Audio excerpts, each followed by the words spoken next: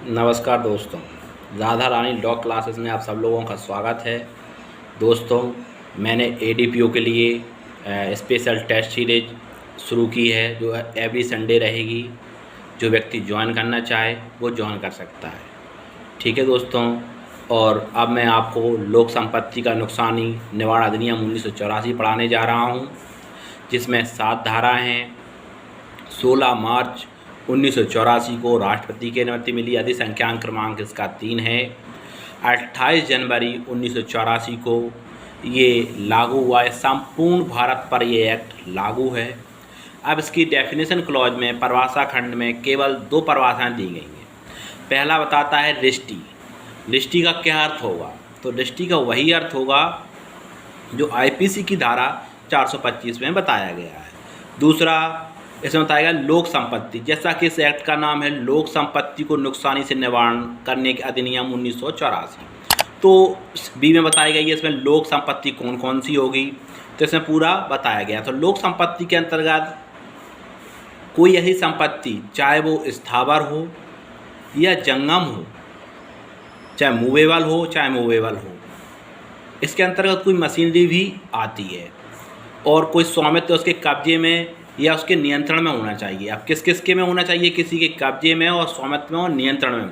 इसमें केंद्र सरकार के, राज्य सरकार के या स्थानीय प्राधिकारी के, या केंद्र, राज्य या प्रांतीय अधिनियम के स्थापित निगम के, या कंपनी अधिनियम 1956 की धारा 617 के, या केंद्र सरकार राजपत्र में अधिसूचना द्वारा ऐसी संपत्ति जिसे घोषित करे वो लोक संपत्ति मानी जाएगी। अब एक से अधिक राज्य भी कर सकते हैं इसके संबंध में।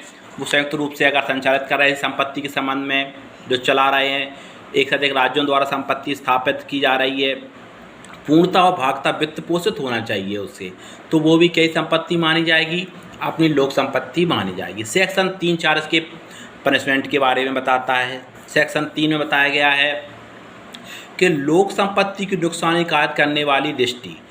ठीक है, रिष्टि अब कैसे इसमें पहले बताती है, पहले क्लॉज में इसमें सामान्य रिष्टि के बारे में बताती है कि सामान्य अगर लोक संपत्ति को हम नुकसानी पहुंचाते हो तो उसके लिए कितना पनिशमेंट होगा।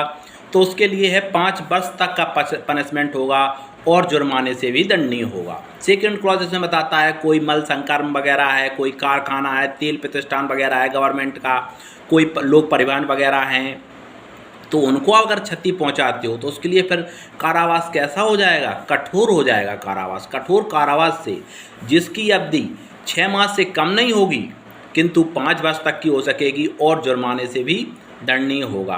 परंतु अगर न्यायालय चाहे तो कारण लिखने के पश्चात 6 माह से कम की अवधि के लिए भी कारावास का दंडादेश दे सकता है।